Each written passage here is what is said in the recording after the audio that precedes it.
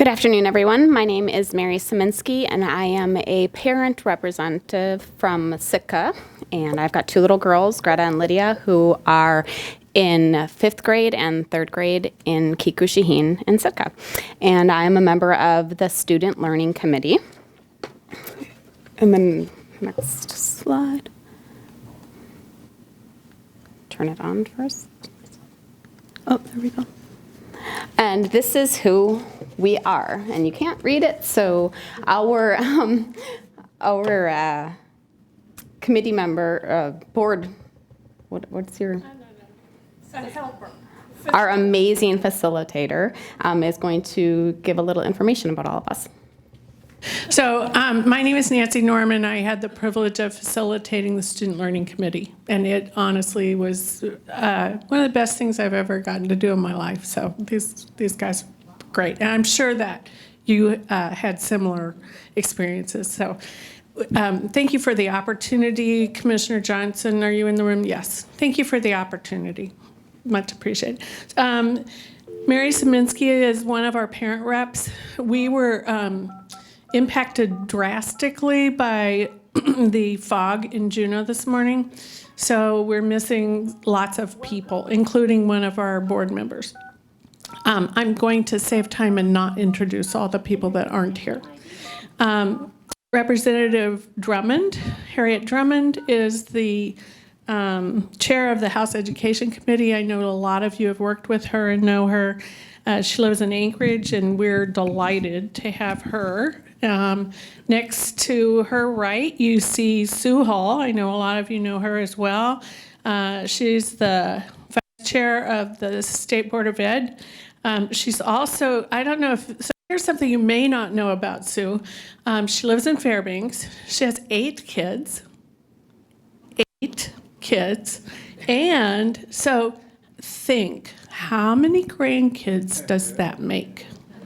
Okay, Mr. Luthi, you couldn't even tell me the ages of yours, and she has 41 grandkids. Next to Sue, we have Senator John Coghill. He is his district. He represents Fairbanks and North Pole. And he has just been a guiding star for us, so we have been privileged to have him on our committee. And then next to him, we have Penny Vadla. Penny is the AASB board director, one of the directors, right? And she also is on the Kenai Peninsula School Board. She's a retired high school teacher, and she has also taught college English. So thank you, Penny. And last, we have Marcia Olsen, who's with the Alaska Department of Labor, Workforce Development Grants Manager, Career and Tech Ed Specialist, and she would like you to know that she is a lifelong educator and learner. So thanks to all of you, and I'll hand this back now to our spokesperson, Mary Saminsky. We selected Mary because she is a parent, and the committee is about student learning. Thanks, Nancy.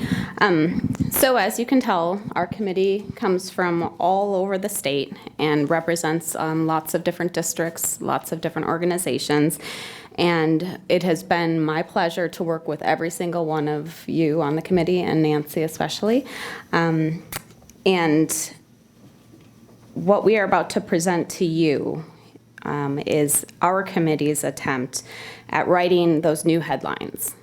And Commissioner Johnson spoke of that earlier, and it really resonated with us as we met before lunch, that we really do focus on writing new headlines, and not just writing them, but actually putting them into play in our school districts across the state.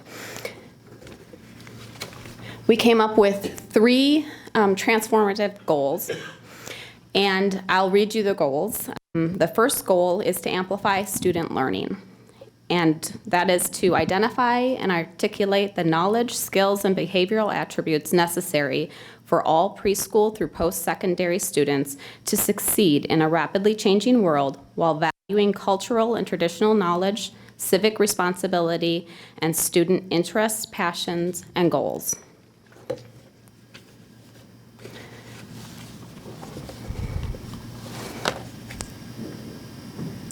Our rationale for these goals, I'm not going to read to you. However, I'll put them up here and I'll give you a moment to read our first rationale.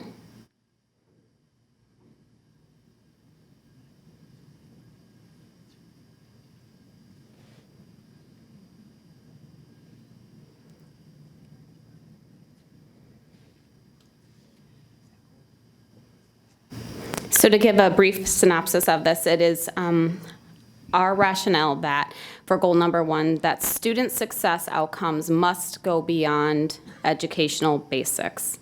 And reading and writing are not negotiable at the higher levels. However, content is no longer king. And it is what you do with what you know. And we believe that with collaboration, creativity, and problem solving, students can become more successful learners. Our second rationale for goal number 1, I'll give you a moment to read.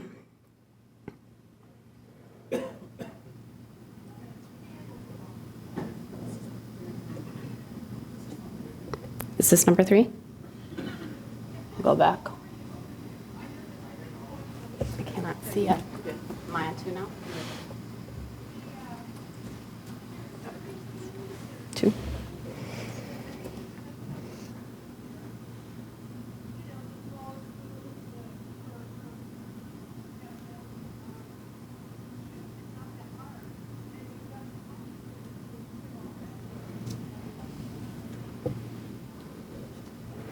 And again, because the rationale is somewhat lengthy, I will give you a synopsis. It is that learning targets must be clearly defined, and that is from a state level, from the administrators that run the school districts, to teachers, to students, and to parents. Students really succeed if they know what's expected of them. For my 2 children, they both want to know exactly what their teacher expects from them, and it needs to stay that way. If the goals start bouncing around, my one daughter in particular, it creates so much anxiety for her that she doesn't feel like she can ever really fully succeed. So having those targets clearly defined is critical for many students. And our third rationale for the amplifying the student learning.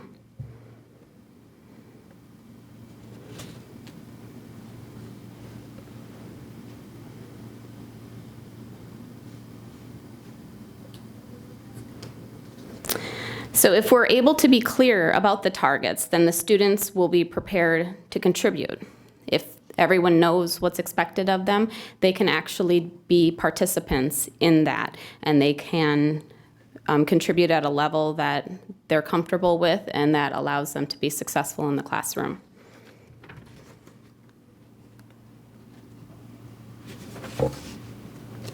Our second goal is to amplify student learning. Ensuring equity of access to high-quality learning experiences for all students, preschool through post-secondary, and using a variety of culturally appropriate methods and multiple measures to identify successes, mitigate underperformance, and accelerate student achievement. Our rationale for goal number 2, to amplify student learning, I'll give you a few moments to read.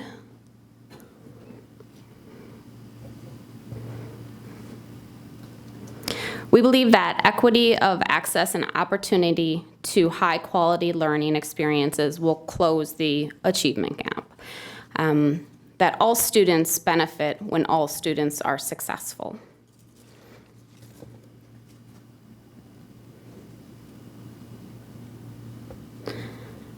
And our rationale number 2.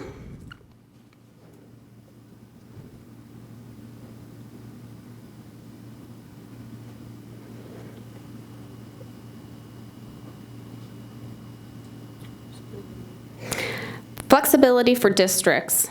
Our schools should look different, not just from district to district, but within districts. And a story that I have that kind of really speaks to this, and I've told my committee about it, is living in Sitka, we have the ocean right at our doorstep. And a couple years back, a giant squid came up on someone's fishing boat. And so the boat owner contacted the school district and let them know, hey, I've got this giant squid on the boat. And just about every single science teacher took their classroom down to that boat on the harbor and had them look at that giant squid and its big eyes and its tentacles. And that was a learning moment for those kids. Was it a traditional educational experience? No, and that was perfect. That was exactly what it was supposed to look like in Sitka. And it might not look like that on the Kuskokwim River, or it might not look like that in Barrow or in Nome, but in Sitka, that was education that day, and that meant a ton to all of those students that got to go down there. And that's what education should be. It should be fun, it should be engaging, and it should be dirty sometimes. You should get your hands wet, and the kids remember that.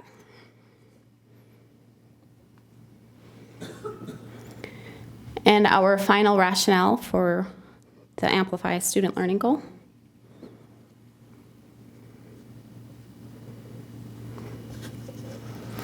We believe that using no single measure of success, to use a variety of culturally appropriate measures to determine achievement will allow all students to demonstrate their success. Not all students are good test takers, and test anxiety is real. And I live with a child who suffers from test anxiety. And tests aren't always reflective of your knowledge. We can have different effective measures of student success, such as performance-based assessments, observation, just sitting in the classroom and talking to the student one-on-one. How did you solve that problem? What was your thinking? How did you get to that point? And student interviews, actually talk to the student. Find out, like those questions in the little PowerPoint. Like, that was awesome. Those students gave a lot of good feedback in just 5 seconds. And that is education. Our final goal for our committee was to amplify student learning. Now, while goal number 2 talked about how schools and districts should look different, goal number 3 talks about how the actual student themselves look different. And this one is very near and dear to my heart. It is to make learning student-centered, ensuring instruction and curricula are relevant, experiential, culturally responsive, and interest-based for all preschool through post-secondary students.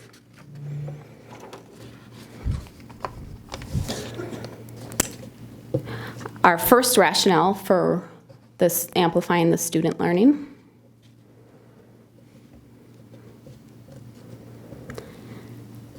We believe that student-centered learning increases engagement and success. Like I mentioned, I have 2 daughters, and my one daughter suffers from anxiety. She likes to know when everything's going to be, how the classroom is going to look from day to day. When things change, it kind of throws off her whole routine. And so a couple weeks ago, she was coming home night after night lamenting about what was going on in the classroom. She just had lots of issues, had a talk for an hour every night. And finally, after the 3rd night, I said, you know what, Greta? I'm in charge of the house. Your teacher is in charge of the classroom. Let's make an appointment. So I called up the teacher. I said, Greta's got some concerns. I think we need to come in. She said, sure. We went the next day, and my little 10-year-old came with a piece of paper and list all of her things that she just wasn't comfortable with anymore in that classroom. And the 2 of them sat down, and they worked it out. I was there because I had a driver, but that was between them. Greta really felt like she was an active participant in her education. She looked at that teacher not as a person in a position of power. She looked at that teacher as her partner. This is someone that's going to help me get to where I need to get. And how are the 2 of us going to pave this path together? And they did it, and it worked out great. And I had so much pride for the teacher and for my 10-year-old daughter, who had no fear. She knew that her education was that important, that it was worth stepping out and ruffling a few feathers if that's what it took. but she made it happen for herself. That's good education. Our second rationale.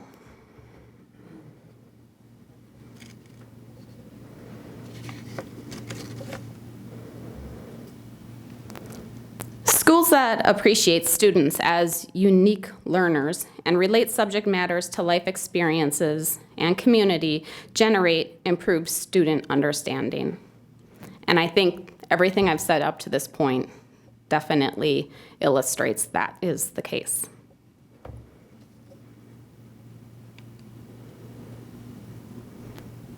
Our final rationale.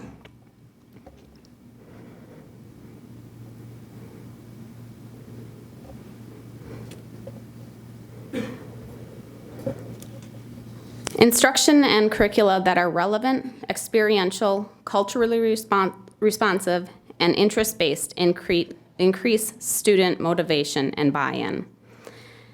Not only for my daughter Greta, who's 10 years old, who really felt like she had a say in her education, but also offering more hands-on, more apprenticeships, more internships, allowing those kind of experiences that can really solidify why education is important. They can apply it to something outside of that classroom. They don't have to sit behind a desk for 6 hours. They actually get out, get dirty, and get learning in a very active manner. And I will turn it over to our facilitator, Nancy, if you have any questions for our committee. Thank you. Is she the best? I know you all have parents on your committee, but she deserves a bigger round of applause. Thank you. And your colleague stuck in Juneau just sent me a note and said, "Tell Mary she's rocking it." Okay, so we have a short amount of time for questions. We have microphones. Todd and Sarah have microphones. If you have a question that relates to our topic and can be answered in a minute or so, no, just joking, we're on a time limit, please ask it now, feel free. And if you have no questions, that's not a problem.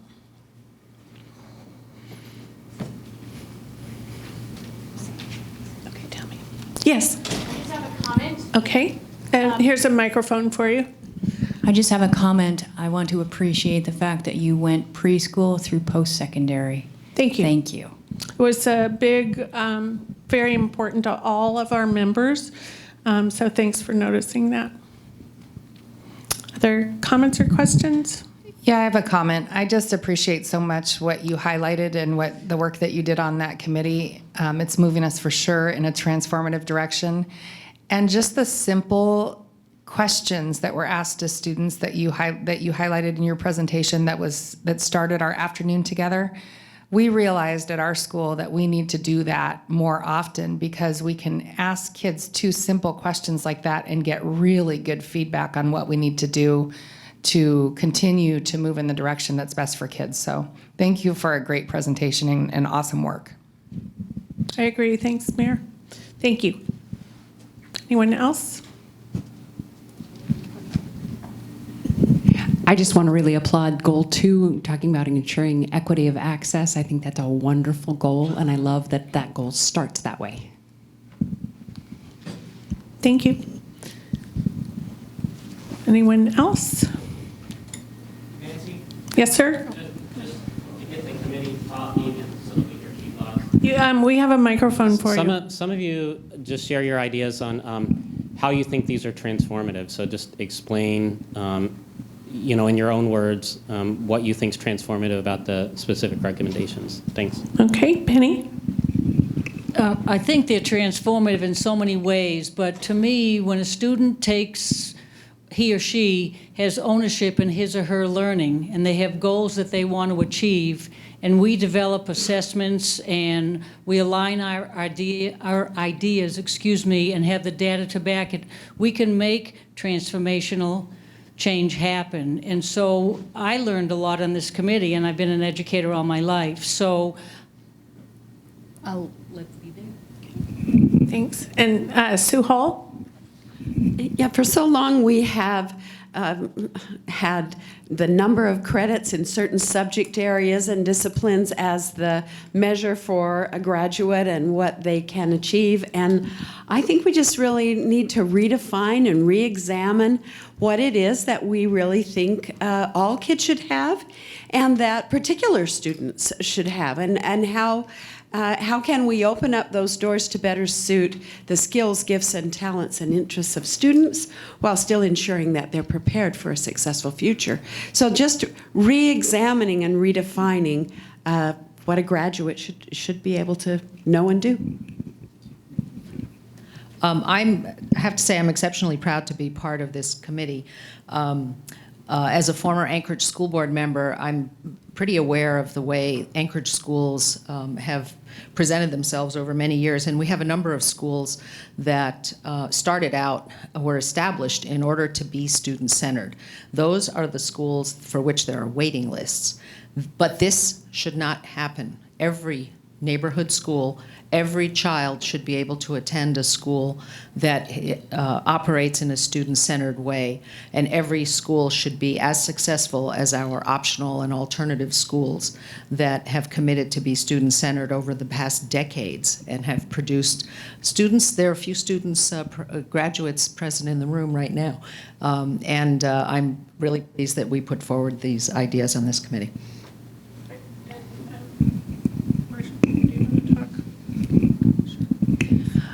And I guess I would just add, and I'm sure all of you in the other committees experienced this too, this was condensed into, 5 minutes or whatever.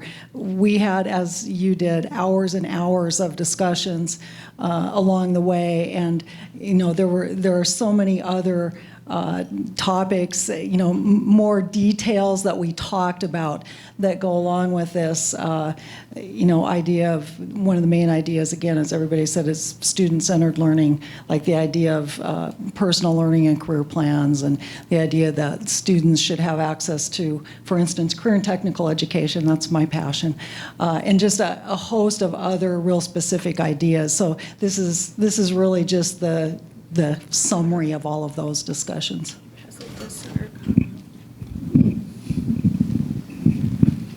Probably for me, looking at how a student under a variety of circumstances can be met by a system that has traditionally been unflexible. And so knowing that the society is dishing up change faster than we can actually process it, whether it's an iPad or just name the issue that students are now being aware of, how we can facilitate their personal growth and still demand the excellence in topics. I mean, so the bottom up probably was what we talked about more than anything, and that is to allow the student to feel the flexibility of a system. And I think probably as a criticism for many of us, the way we've always done it, or this is the way we're doing it, get used to it, probably isn't going to work anymore. And so that's probably where we ended up in our discussion more often than not. Okay, I was just told we have 2 minutes. Are there any other questions? Seeing and hearing none, we adjourn our group and yield the floor to the next group.